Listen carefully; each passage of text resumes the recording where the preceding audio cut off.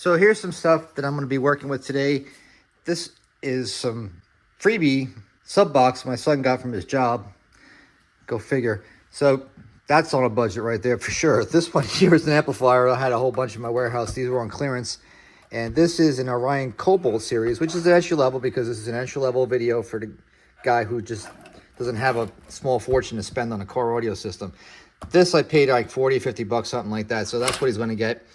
At 2 ohms, it's going to make 300 watts, which should be pretty great for this because this car could use some bass because it has literally none. As far as the wiring goes, this is all just leftover stuff that I had lying around the warehouse. Nothing special for this car. However, the wire that I'm using is some Kicker 8 gauge, which is some good quality, solid copper stranded wire, which you can see this is going to be really good. The wire is important. That's going to be my remote turn-on wire right here, my 8 gauge ground. This here is just a basic $10 line level converter, which is going to convert the speaker level wires in his rear speakers to an RCA output. I have a couple RCA cables in here. I'm not sure which one I'm going to use, but most likely it'll be this El Cheapo one I got right here. And that'll go from here to feed audio into the amp.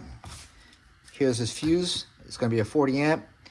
And that's pretty much it. So I want to show you how to put power flow kit in there, the fuse block, the line level converter, put that in the trunk and tune and adjust the subwoofer. And hopefully see if this thing sounds good when we're done doing all this work. Okay, so I got my helper up front doing the power cable for the battery, which I'll show you in a sec. In the meantime, back here, if you just pull up this and pull back this panel, in here you'll find the harness that's going in through the door boot into the speakers where we need to tap the audio signal from. And you'll see that in here is a twisted set of leads. So in the right rear on this one, we got brown and white. That's going to be our wires we're going to tap for audio signal on the right side. And then this is what the left side looks like. And I'm going to grab those left wires right now. Okay, so I got the back seat out, which is right over there.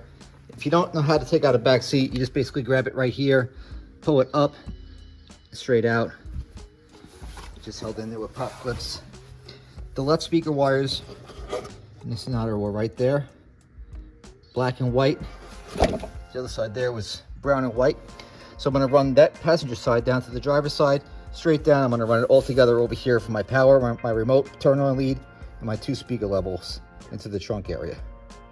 So you can see I got that passenger side buttoned up and I got the speakers wires connected. So I ran them through underneath the panel. And you can see how they run. They come out right there. And they're running across underneath the seat. Right here, I'm going to let that chill because I'm going to join that to the left side speaker wires, run down, connect that, and I run my remote power and 2 speaker level wires under the seat and into the trunk area so we can start wiring the amplifier. So here's the wire completely connected now into the driver boot. See, it's all taped up. The harness is back the way it was, and I'm running down. I'm following the factory harness,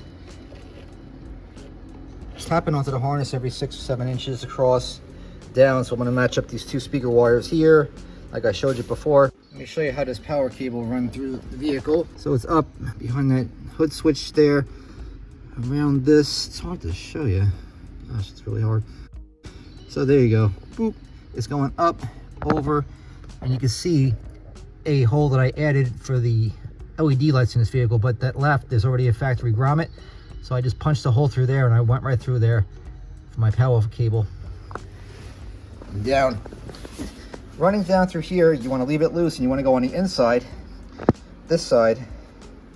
Same thing all through here, always behind all the factory loom, all the factory harnesses. Into the back, I'm going to join the speaker cables, grab my ground and run it all into the trunk so I can mount the amp up. All my wires are now run. So I got my power, that's that big blue one right here. That's my left and right speaker levels. There's my remote turn on that I just connected at the fuse panel, which was right up in here. And that was on the pink wire on the harness that goes up and down vertically right here to the side of that big white plug there. That's on keyed accessory, so that way when the vehicle is on, you'll have the audio even if the ignition is not on, which is pretty much the way you want to have your system operate. So I'm going to join up all these cables and run them through the trunk into the back, and we'll start wiring up the line level converter mounting the amp and tuning it up, getting this thing rolling. Okay, all the cables are underneath the seat and ready to roll. So I got my return on here, my left and right audio, which is going to my line level converter. There's my ground right there, and my power wire is hiding in there someplace. Oh, there she is.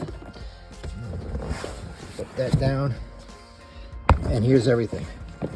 I already connected my left and right speaker wires into the audio input, my line level converter. So I just run the RCAs from here into the amp, wire it all up. So I got all the wires ran out into the trunk. On this side here, I have my audio from the RCA line level converter running into the left side for the audio in. On the right side, I'm using my left positive, right negative for my bridged output. And I have the two woofers over there wired in parallel, the two 4-ohm woofer single voice coils.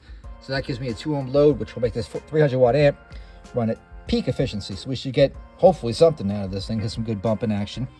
And over here I have my 12 volts, my trigger for my accessory, and my ground.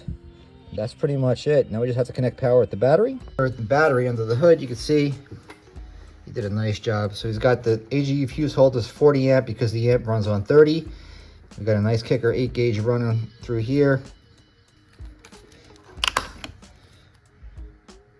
Boom, right through the factory grommet.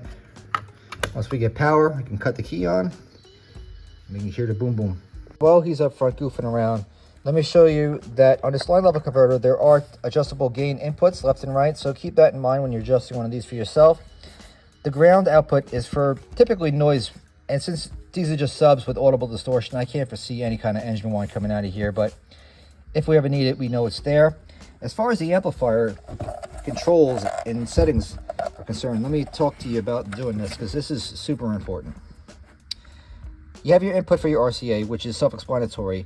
Output is if you're going to daisy chain the output signal from this amp to another amp. That's all you're going to use for that one. But since this is one of those El Cheapo installations, that's not going to apply. Now, gain is going to be the amount of effective volume you're going to get out of this setup. Bass boost, which is pretty much just a cheap way to get kind of like more distortion out of here. I'm going to kind of like not emphasize using that too much, especially on a cheap low-end amplifier like this one. LPF, what's going on with LPF? It stands for low pass filter. So essentially, 40 hertz is the lowest that this amplifier can run out. The highest it can in low pass filter mode is 250. Now, if you notice, this sub box here has ports in it. So this box is essentially tuned at a particular frequency, and that's going to determine what this box is going to do.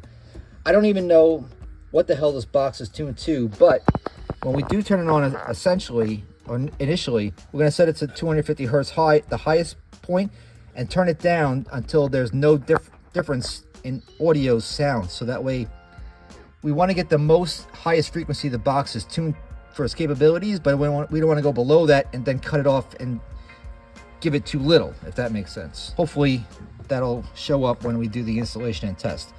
As far as settings go, you have low pass filter, which is what we're going to be using in this application for a sub. Full range, we're not using in high pass filter. That's for higher and smaller speakers, mid ranges, mid basses, components, stuff like that. We're not using high pass filter. And then, of course, the LED, which is going to tell us if it's in power protection. Hopefully, we won't see that protect light going on. But if it's there, that'll be a problem. We don't want that today.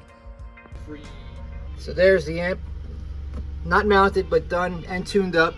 Basically, this box sounds good at like literally 40 hertz, which is unfortunate because you can get a lot more out of this amp, I think. If you had a box that was either sealed or vented at an 80 hertz or 100 hertz, I think it would probably sound a lot better.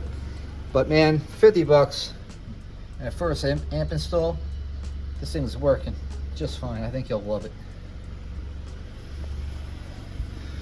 It's better than my first setup, I know that.